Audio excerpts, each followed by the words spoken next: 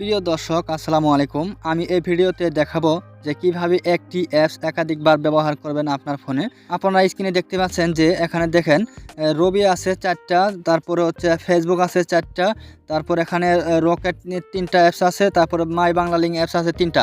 দেখতে পাচ্ছেন আপনারা এইভাবে অ্যাপসগুলো ব্যবহার করতে পারবেন, একাধিকবার অ্যাপস ব্যবহার করতে পারবেন, একাধিক আইডিয়াও ব্যবহার করতে পারবেন এগুলো অ্যাপসে।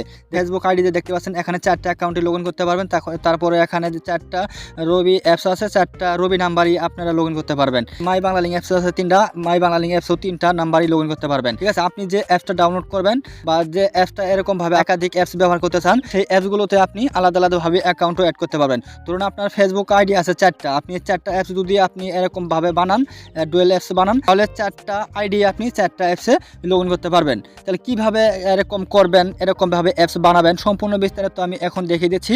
সো সাথে থাকুন। আপনারা দেখছেন নীল দর্পণ ভিডিও এবং আমি সাথে আছি মোহাম্মদ সোহেল মিয়া। আপনি যদি আমার চ্যানেলে নতুন দর্শক হয়ে থাকেন তাহলে এখনই চ্যানেলটি সাবস্ক্রাইব করবেন এবং নোটিফিকেশন বেলটি চালু করে দেবেন পরবর্তী নিত্য নতুন ভিডিও সবার আগে পাওয়ার জন্য।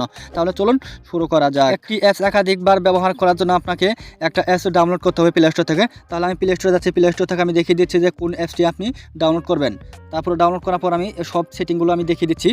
প্লে স্টোরে আসার পর এখানে সার্চ অপশন পাবেন, সার্চ বারে লিখবেন হচ্ছে মাল্টি স্পেস। এই মাল্টি স্পেস লিখবেন, মাল্টি স্পেস লেখার পরে সার্চ করবেন। মাল্টি স্পেস সার্চ করার পর এরকম একটি অ্যাপস পাবেন, দেখতে পাচ্ছেন। আমার ফোনে কিন্তু এটা ডাউনলোড করা আছে, এখানে ওপেন দেখাচ্ছে। আপনারা এই অ্যাপসটা ডাউনলোড করে নেবেন।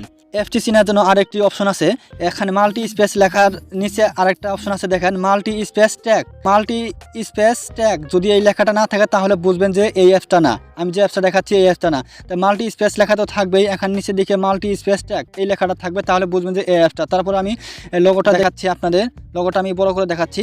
এই যে দেখতে পাচ্ছেন এরকম একটি অ্যাপস পাবেন, এই অ্যাপসটা এরকম লোগো থাকবে। ঠিক আছে, এই অ্যাপসটা আপনারা ডাউনলোড করে নেবেন।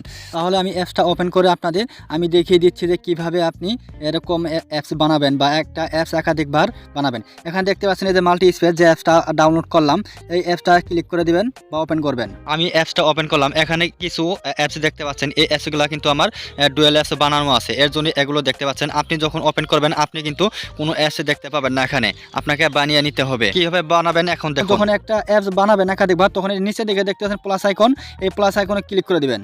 ক্লিক করে দেওয়ার পর আপনার ফোনে যতগুলো অ্যাপস থাকবে সম্পূর্ণ অ্যাপস আপনার এখানে দেখাবে। ঠিক আছে, এখন আপনি যে অ্যাপসটা বানাবেন সেটাতে ক্লিক করতে হবে। কোনো অ্যাপস আপনি বানাতে পারবেন। ধরুন আমি এই মেসেঞ্জার বানিয়ে দেখালাম, মেসেঞ্জারে ক্লিক করুন, তারপর হোয়াটসঅ্যাপে ক্লিক করবেন। ধরুন একসাথে যদি দুটা বানান তাহলে দুটা টিক মার্ক দিবেন। ঠিক আছে, দুটা ক্লিক করলেই হবে। ক্লিক করার পর এখানে ক্লোন দেখতে পাচ্ছেন, এখানে ক্লোন দিয়ে দেবেন।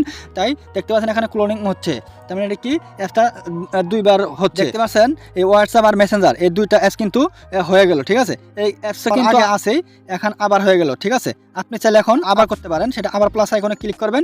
আমি দেখাচ্ছি, আমি সম্পূর্ণ আপনাকে দেখাবো, একটু ওয়েট করেন। আবার ধরেন টেলিগ্রাম, এই টেলিগ্রাম আবার ক্লোন করবেন। যে কয়টা করবেন একসাথে করতে পারেন বা আলাদা আলাদাভাবে করতে পারেন। আমি আলাদা করে দেখাচ্ছি। আবার ক্লোনে ক্লিক করলাম, ক্লোনিং হচ্ছে, দেখতে পাচ্ছেন যে এটাও হয়ে গেল। এভাবে প্লাসে ক্লিক করবেন, তারপরে দেখতে পাচ্ছেন এখানে ইমোতে দিলাম, তারপর হচ্ছে রিটমিক কিবোর্ড দিলাম, তারপর ক্লোনে ক্লিক করলাম, ক্লোনিং হচ্ছে,